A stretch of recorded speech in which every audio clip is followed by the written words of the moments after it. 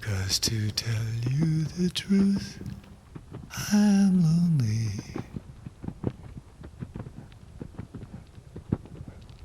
There are dreams I must gather,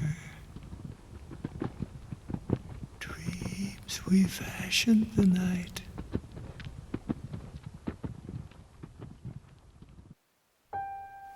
A horse is coming, it's dancing, and the people are crying. We remember that these beings came to us to help carry our burden, to help carry that which we can't carry ourselves because we weren't strong enough. But they also carried something as far as the spiritual nature is concerned as well. Horse should be your friend. Should always treat that horse with respect because the horse came to help us. It's got to be remembered that this horse came like that. I didn't have an appreciation for wild horses on the land. I thought that they shouldn't be there. The cattle ought to be taking advantage of that vegetation. But I've changed my mind. Horses, I don't understand why and I don't know how they do it, but something wonderful happens when you're riding a horse and you can trust the animal and you know that it loves you enough that it's going to be willing to carry you wherever you want to go.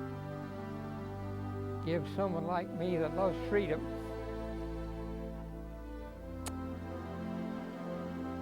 an opportunity to go there. People that have been emotionally injured, that are having a difficult time healing, can bond and connect with a horse more so than a human.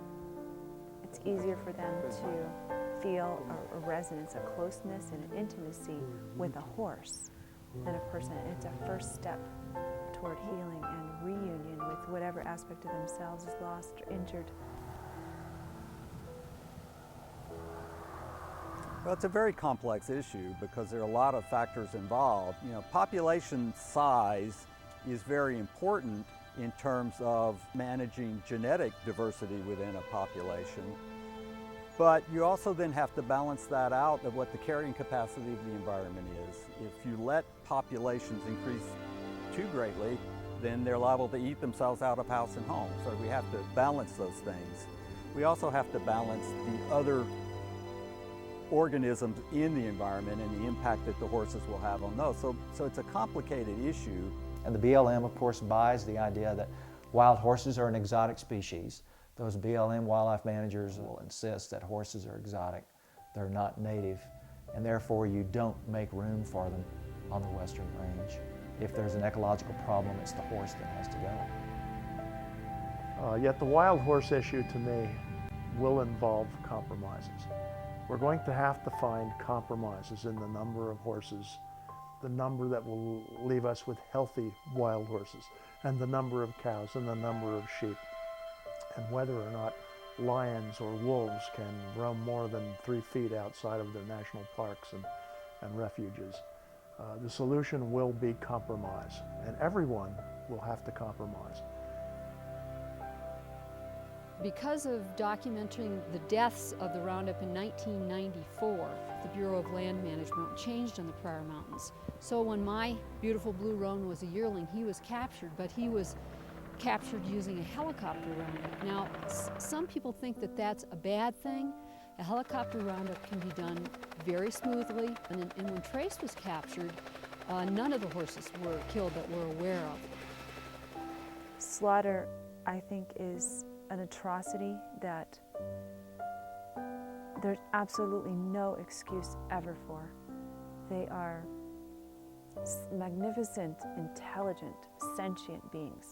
How do you want to cut it up? Any way you like. A horse is a mirror that shows really what is carried in a human heart. They're complete mirrors of authenticity.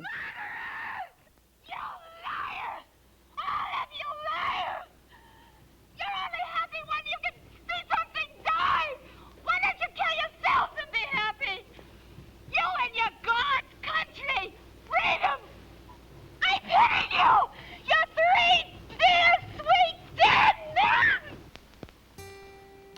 dawned on me one day that people do to their animals what they do to themselves.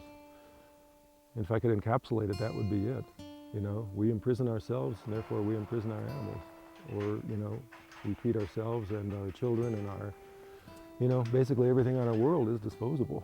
I think people are lost. I think they're incredibly disconnected from the natural world.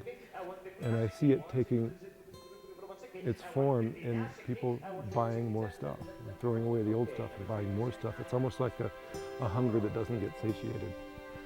And I feel that horses are something that remind us of this, that this still exists, it's still there, and boy.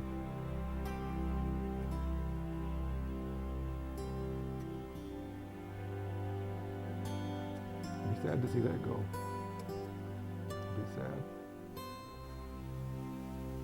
The Lakota people understand that we are protectors of this place. And our understanding of the world is limited. But at the same time, our understanding of this world has to be kept in a way that protects all life. So in this song, they say, Mitakola.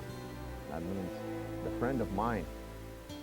And they say, Kia Iayu. That means fly. Fly, my friend, fly. Iayu, Kia Iayu, Mitakola, Kia Iayu, Kia Iayu, hey. Kashuke Mitakola, Kia Iayu, ha, Kia Iayu. Iayu, Mitakola, Kia Iayu, hey. Kia Iayu, Mitakola, Kia Iayu, Kashuke Kiha, Kia Iayu, Kia Iayu, hey. Mitakola, Kia Iayu, Kia Iayu, Kia Iayu, Kia Iayu, Kia Iayu, Mitakola, Kia Iayu.